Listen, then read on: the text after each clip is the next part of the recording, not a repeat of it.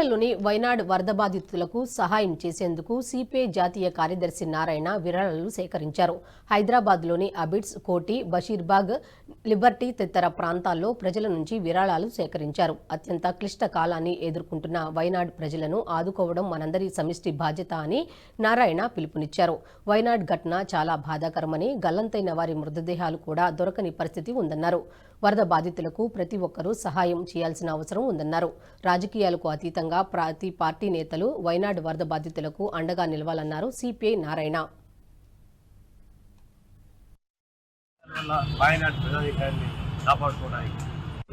అది ప్రకృతి వరం లాంటి రాష్ట్రం. భారతదేశంలో సహజమైనటువంటి అందచందాలు రాష్ట్రం, పర్యాటకులను ఆకర్షించే రాష్ట్రం. అందులో వాయనాడ్ అనేది మరింత ప్రసిద్ధికి పెరుగుతారు. యాత్రలు ఎక్కువ పోతూ ఉంటారు. చాలా చూడవచ్చు. ఏదైతే కొండలు ఉంటాయి, అధిక వర్షం వచ్చిన వల్ల కొండలు మధ్య పెరిగిపోయి వచ్చి ఇళ్ళు కొన్ని వేల ఇళ్ళు మాయమైపోయి కనపడ్డాయి. మనుషులు కూడా దొరకదు, వాళ్ళు పట్టుకోవడం కలిసి సవాలు కూడా దొరకదు. ఖరీదైన ఇళ్ళ పద్ధతుల్లో దశలు పెరిగిపోయి ఇక ప్రకృతి వైపరీత్యాల వల్ల వాయనాడు ప్రజాధికారిని కాపాడుకోవడానికి కావాల్సి ఏర్పాటు చేయాలి. అది కేంద్ర ప్రభుత్వం ముందుకొచ్చి దీన్ని ప్రకృతి వైపరీత్యం దీన్ని ప్రకటించాలి, నేషనల్ కెలామిటీగా ప్రకటించాలి. తద్వారా యుద్ధ సాధన చేయాలి. కేరళ రాష్ట్రం కేంద్ర ప్రభుత్వం వ్యతిరేకం కాబట్టి వివక్షతో కూడుకున్న పద్ధతులు కేంద్ర ప్రభుత్వం కరెక్ట్ కాదు. రాజకీయాలు లేదు, మానవత్వం లేదు.